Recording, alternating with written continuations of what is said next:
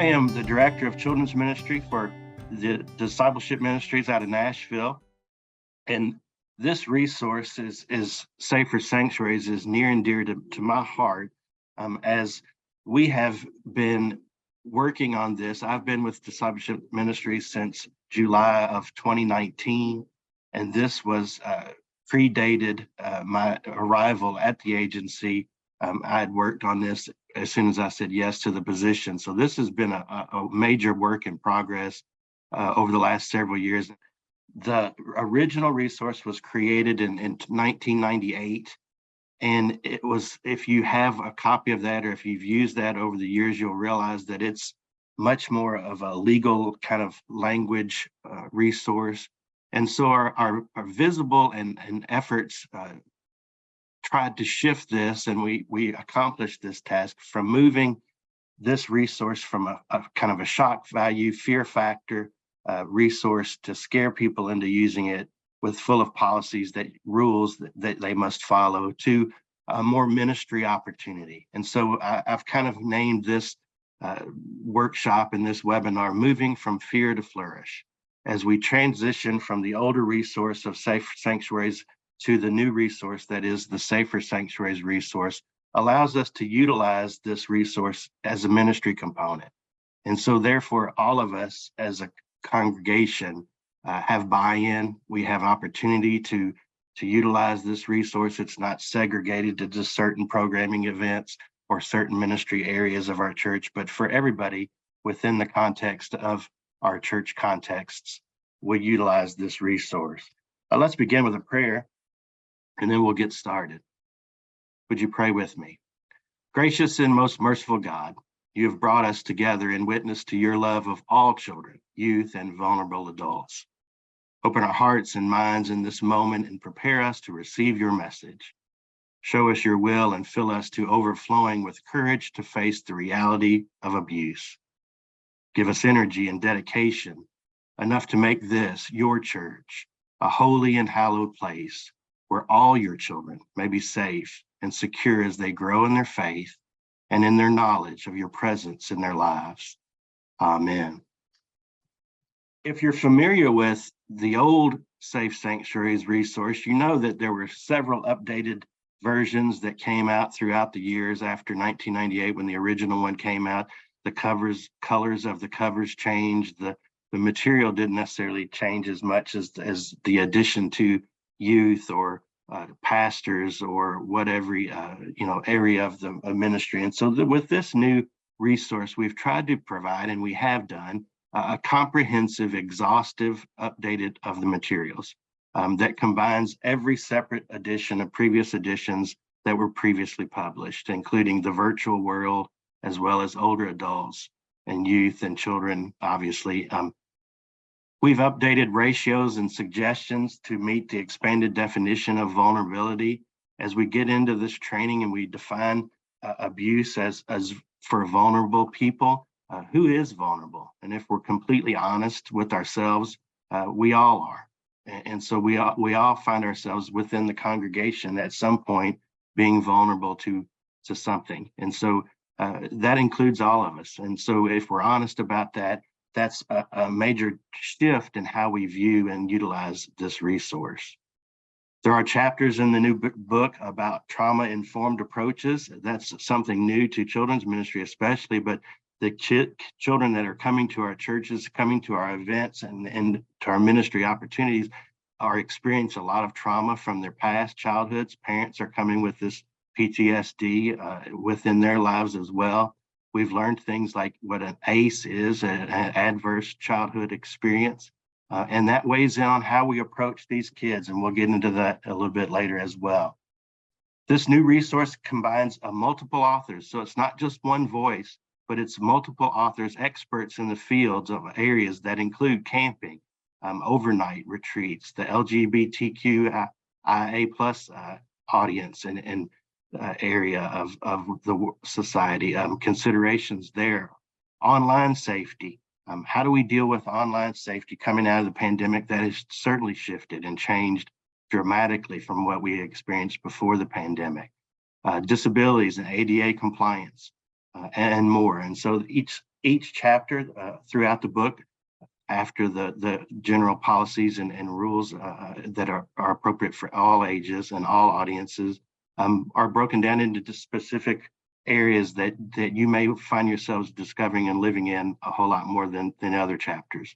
But that speaks to the wide variety of authors and the diversity of this new resource. There's an inclusion of a how-to playbook to start or revise existing policies. So one of the things we've learned is not only to get your hands on the new resource, but how do we use it?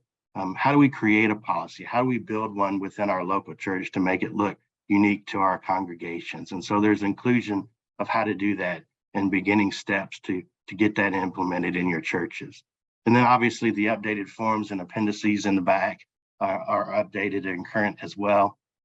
And so all of that together has created a wonderful new resource. A few years ago, Discipleship Ministries and Junius B. Dotson, our general secretary, who unfortunately passed away a few years ago from pancreatic cancer, created and cast a vision, and it was Junius's vision to start this See All the People campaign. And the tagline was, it's not about, what if we stop trying to fix churches and just see all the people in our communities, both in the congregation and inside the church walls, but outside the community walls as well.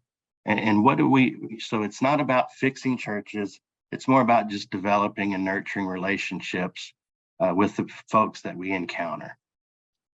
And so one of our mantras, our ways to approach ministry and discipleship ministries is to know your why. I know Simon Sinek wrote a book and did a TED Talk years ago that talks about discovering your why. Why do you do the things you do? And so we're going to begin with not what this new resource is, and not even how to use this resource, but why do we need Safe Sanctuaries or the Safer Sanctuaries resource within our congregation? What are why are we implementing this? Why do we need this new revised resource? And one of my favorite words of all times is the word holistic. I learned this years ago when I worked in the hospital setting. I'm a second career pastor. My first career was spent in working in hospital settings as well as group homes with emotionally and sexually abused kids. And so coming into this Safe Sanctuaries into the church from my background and experiences in the group home world was just an easy transition for me. I get it. I understand the importance of Safer Sanctuaries and the implementation of the policy. But this word holistic means that it's a part of all of us. It's something that's interconnected and can be explained only by reference by the whole.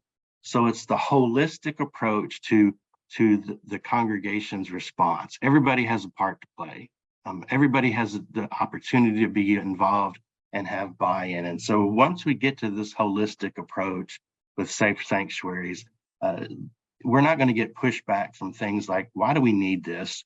I'm not ever going to work in children's ministry. I'm going to be on the finance team, or I don't need to learn about Safer Sanctuaries because I have no desire to ever be around the youth group or whatnot. And so this holistic approach and understanding of this policy and this new resource just creates opportunity for conversation and for the whole congregation to look at this resource as a ministry opportunity. And so as a reminder of who we are and why we do the things that we do, a lot of our programming and ministry opportunities and discipleship ministries, we remind our folks to remember your baptism. That's one way to connect with your audience, with your congregation, with Safer Sanctuaries is remember when we baptized your grandson or your child, or even when it might have been your baptism, or maybe it was somebody that you just knew from your congregation, but remember that opportunity and the liturgy that was found within that sacred baptism covenant. And you can remind your congregation as a whole and holistic approach that they took a vow. They stood before God and the rest of the congregation as that person was being baptized and said these words, that they would surround the person with a community of love and forgiveness, that they may grow in service to others, that we will pray for them, that may lead to be true disciples who walk in the way that leads to life. And so we remind our folks that to remember their baptism and the baptismal covenant and the vows that they made to offer love and forgiveness to all of God's children, which includes the vulnerable. I'd mentioned earlier one of my favorite words is holistic, but one of my new favorite words that I've learned not too long ago is attunement. And a good attunement requires being able to read and see and stay present to people, even in hard conversations. So we need to be attuned, we need to not only listen and to respond, but we need to be attuned to others' emotional needs and moods. And when we nurture and develop that relationship with others in our congregations and stay attuned to their needs and emotions, we will provide a better, healthy approach, including safe sanctuaries. And so the why question then leads us into, why does your church need a safe sanctuary policy?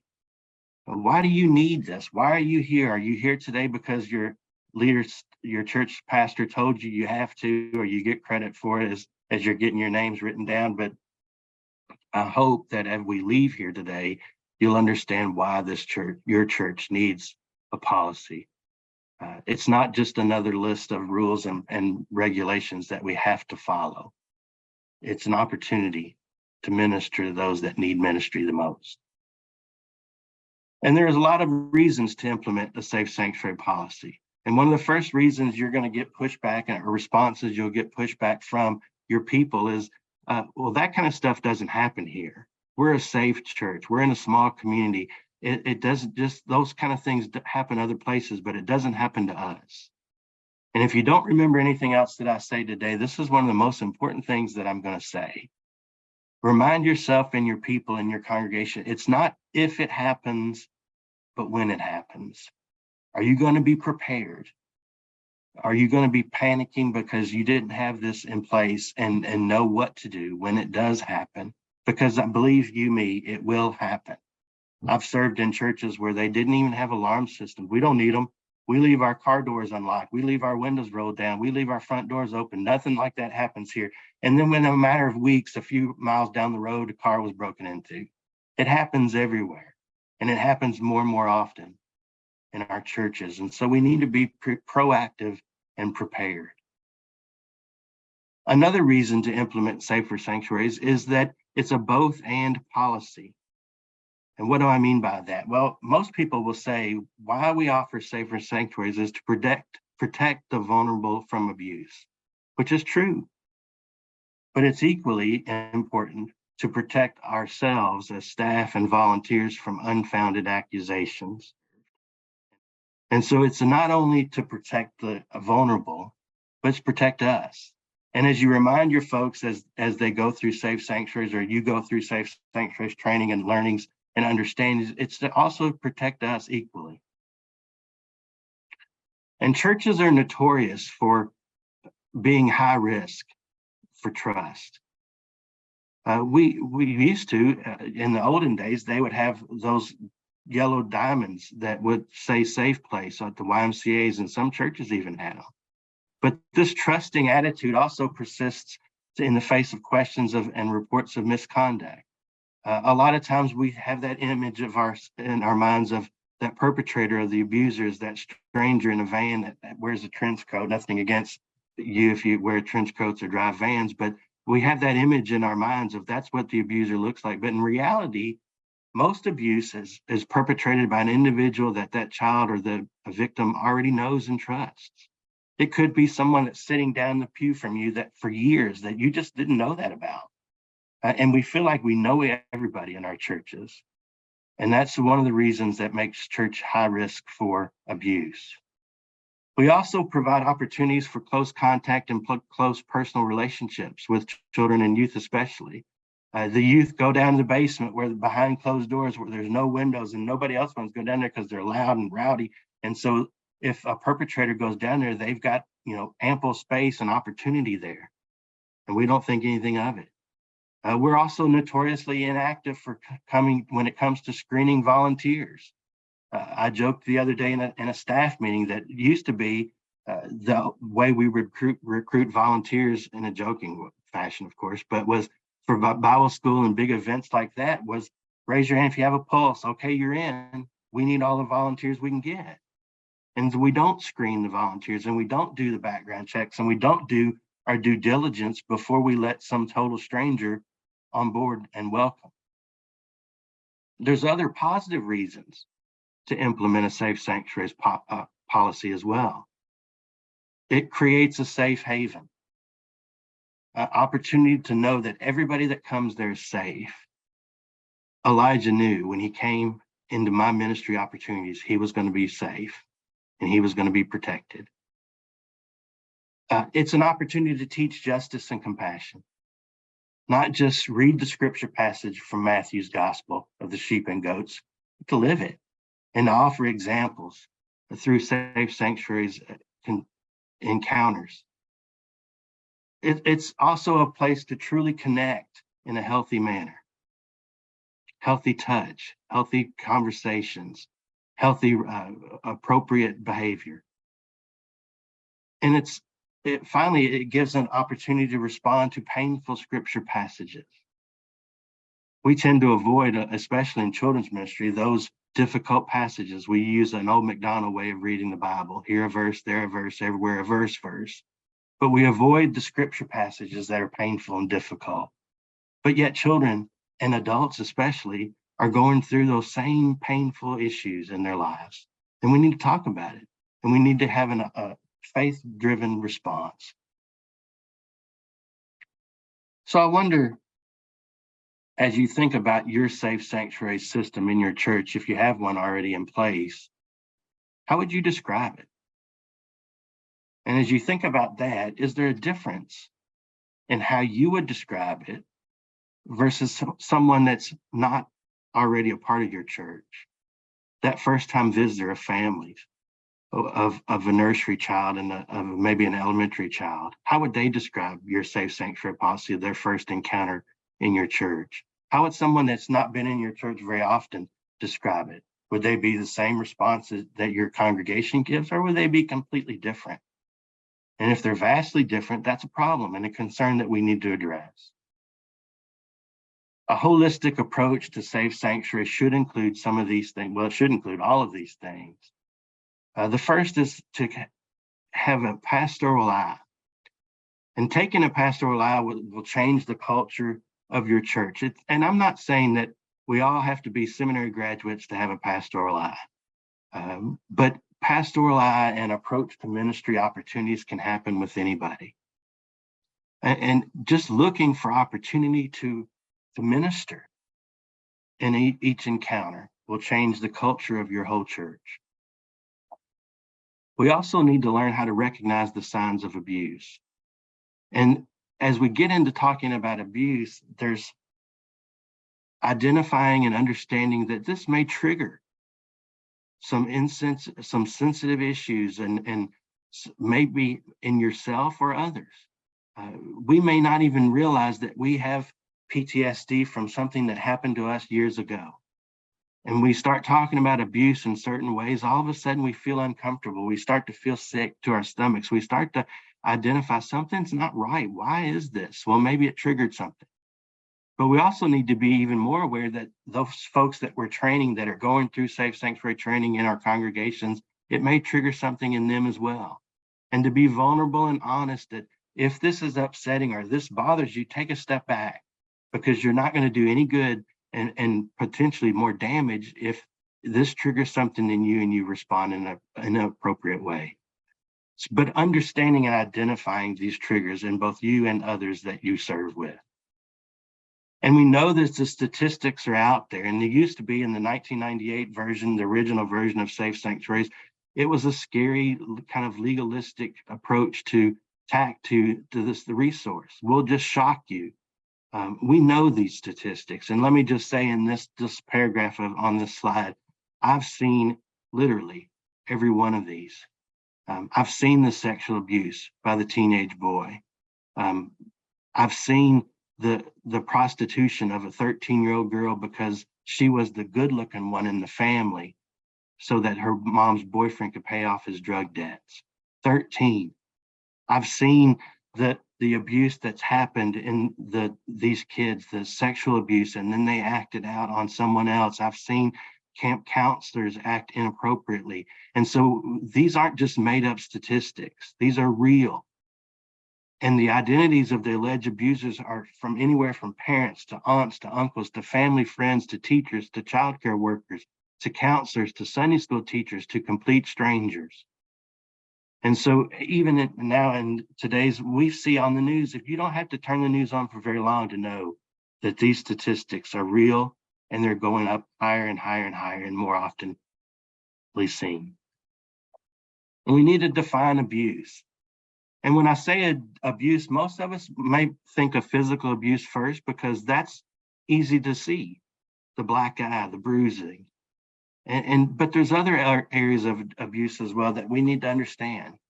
And an area of neglect is considered abuse. That's that kid that goes to school in the middle of winter and dressing themselves because their parents just aren't capable or competent to do it themselves. So they're wearing flip-flops and shorts when it's 28 degrees outside. That's that kid that's getting dropped off at school and reeks of marijuana when the car door opens because the parents are high on marijuana. So that's that kid that's 7 years old and has to fix dinner for the family because the dad can't do it because he's strung out on drugs or passed out drunk. Living in filth and dirt, that's neglect. And some of those kids we may encounter in our churches. The third area of abuse is emotional abuse. And just to show vulnerability and honesty, that's me. I was emotionally abused by my older brother. And as I mentioned, I'm not the one that's supposed to have the doctorate degree. I was told by my older brother every day of my childhood, you're not good enough. You're not smart enough. I'm smarter than you. I'm better than you at everything. And I believe it to this day. And I've dealt in the last few years with counseling to name it and identify it. And the PTSD is severe. But that's just to show that it can happen to anybody. Pastors of churches aren't supposed to be abused. That doesn't happen. It's not if it happens, but when. Sexual abuse is another area of abuse that we need to define and understand. And then the fifth one is ritual abuse. Halloween has done nothing to help the church and clergy. And so ritual abuse is another real area of abuse. And so we need to understand when we define abuse, it could be all of those. It could be a combination of some of those. It could be one of those. But we need to understand the definitions of abuse as we go through this policy. I'd mentioned earlier, understanding trauma-informed children, and there's a wonderful new book that came out. I came across at a children's conference last year, The Guide to Reaching Hurting Kids by Robert Crosby and his wife, Lori. He's a psychologist. She's a social worker, caseworker. But this ACE, the Adverse Childhood Experiences, most likely you're going to encounter children that come with ACEs, something that's happened in their childhood, even if they're just youth or young adults, maybe some of your parents.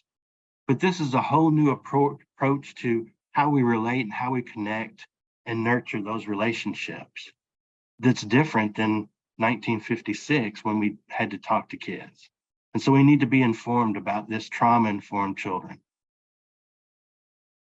When we recognize abuse, the first step is to learn and define and understand what abuse is. We also need to be aware that the single sign of abuse doesn't mean it's occurring. It just means that we need to pop our radars up and say, I'm going to take a closer look. Something doesn't add up here. This is strange. That doesn't mean that the abuse is happening for sure, but it makes us aware that we need to pay closer attention. And the signs to look for in the victim and the perpetrator, as well as the relationship between the two. How do they interact with each other, parent and child? So we need to learn how to recognize abusers. Who are they? We need to learn how to define terminology to include what is grooming. That's a new term for a lot of us that work in abuse prevention programs like Safe Sanctuaries. And grooming is very real, and we need to be aware of it. What does PTSD stand for? What are ACEs, as I just mentioned? And we need to kind of take a crash course in learning all that. The online guide will certainly help you take a deeper dive into ACEs and even take an inventory of yourself and where you stand as far as abuse from your childhood experiences. What about bullying? And especially nowadays, cyberbullying. And so we need to be consistently and constantly involved in safe sanctuaries. And it just needs to be who we are at all times. And this quote from Aristotle is, "We are what we repeatedly do.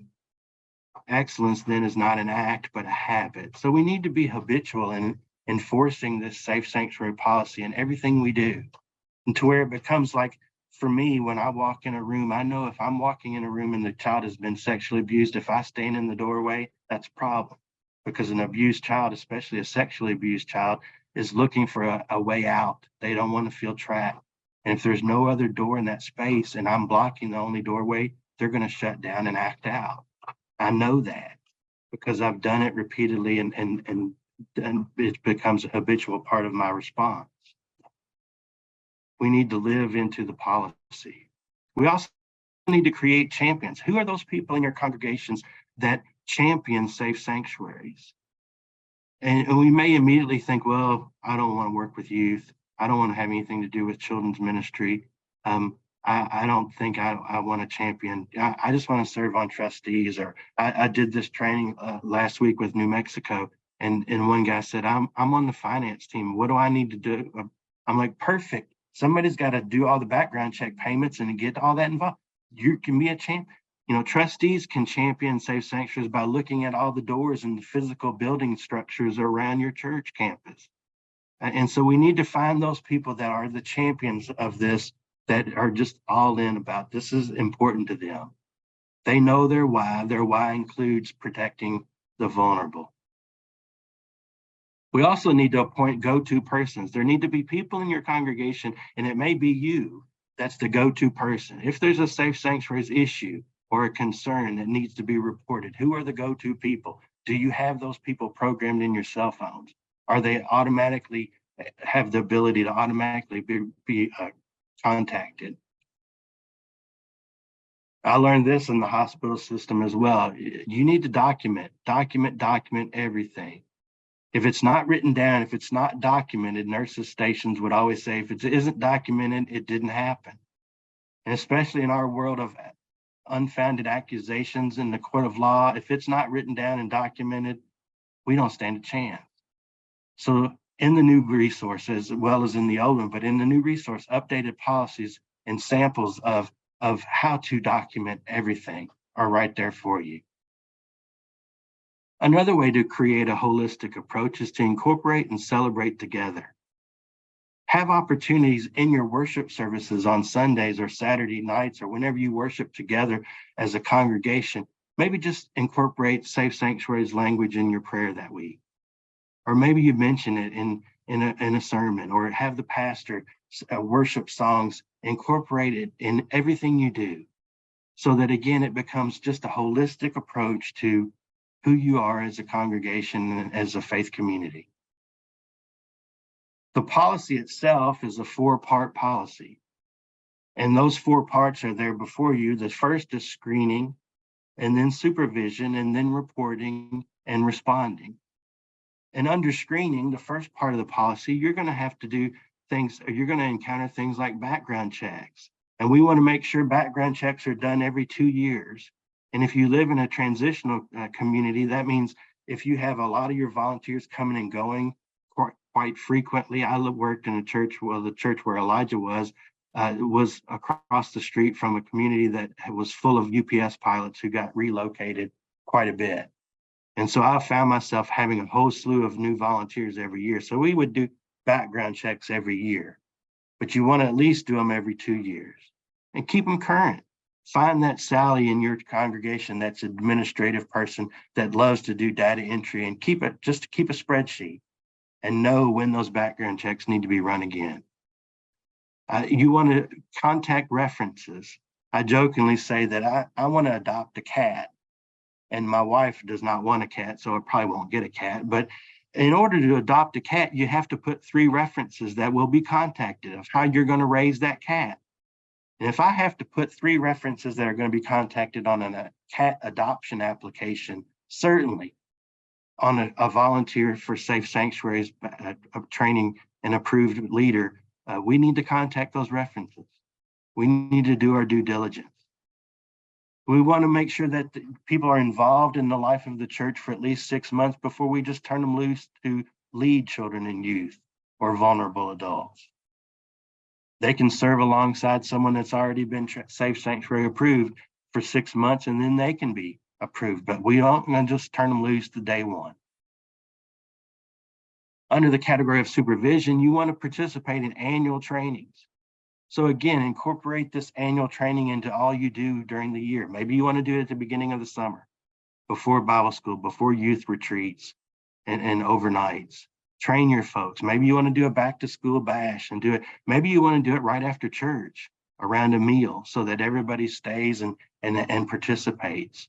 Use this training opportunity to not only incorporate the policies and build the policies, but also to celebrate your Safe Sanctuaries program within your church.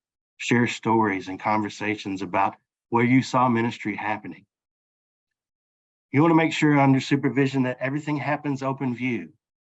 If there's windows, you can see in, you can see out. If there's a half door or a door should be open. You don't want to seclude a leader with a group of people at all. The 2 adult rule. Every classroom or group size, no matter the size of the group, you want to have 2 non-related or unrelated adults. I came back to a church, I served in one church twice, and I came back and the Sunday school teachers had been teaching together, husband and wife, for years, 20 years or more. And the first thing when I told them about the policy and these rules, she said, well, you're telling us we need to get a divorce. Well, that's one way of approaching it. I wouldn't recommend that, but putting a third person in there would have been a lot easier. But we want to make sure 2 non-related adults are in each area. Because if they're married and related, they're going to cover up for each other. And if it's not possible, you can use a roamer. And so you can define roamer and make sure that roamer is trained and a welcoming presence in the ministry area. You've got to be 18 years of older to supervise younger children. That doesn't mean that kids under the age of 18 can't help. They can be helpers. You can come up with creative titles, but they cannot be the supervisor or the approved leader in that area of ministry. I had a Sunday school class where a high school kid that was certified, babysitting certified, wanted to teach preschool Sunday school. She wasn't 18. So she said, I can't be the teacher. I said, oh, you can be the teacher. You just can't be the Safe Sanctuary leader in the room. So we literally found a mom that did nothing but be the adult in that room and stood there and didn't teach anything. And the kid did a great job teaching, but the mom's role was she was the Safe Sanctuary approved leader. And those over 18 must be at least 5 years older than the children that they're volunteering with. We're not running a dating service. Joy Melton puts it a lot more seriously and better than I do. Putting children in charge of children invites disaster. This is very important as well. The third area of the policy is reporting. And your reporting is required by law to report if you see and witness an incident of abuse or exploitation, or an allegation of an event of abuse or exploitation is made by staff or a volunteer, or when a child or vulnerable adult discloses abuse. So you may just be minding your own business and a kid comes up to you and says, my uncle touched me inappropriately. And all of a sudden you're required by law to report it because they just disclosed that to you. Used to be that some states were permissive states that you didn't have to, but now almost every state is required by law to report it. So do you know who to report it to? Do you know who you're going to contact? And those things fall under reporting. And then the fourth area of the policy is responding. And you want to respond quickly, compassionately, unified, with no cover-ups. Remind yourself and your people that we're still doing a ministry. We're still offering pastoral care.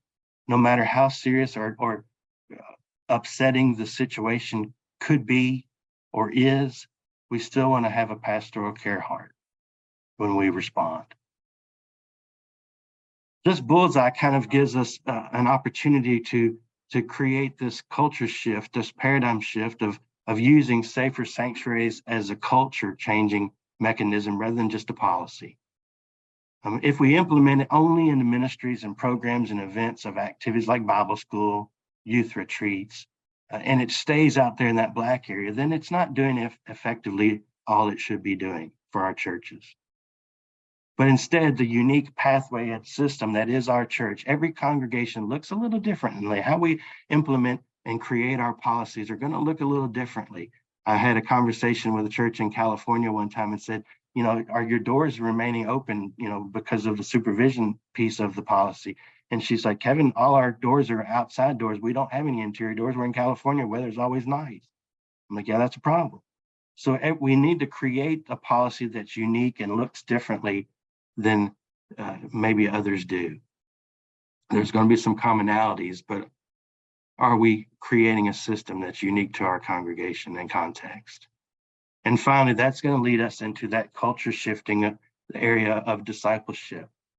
And so I invite you and I encourage you and I challenge you to implement safer sanctuaries, not only as a policy of rules and regulations, but as a culture changing discipleship mechanism.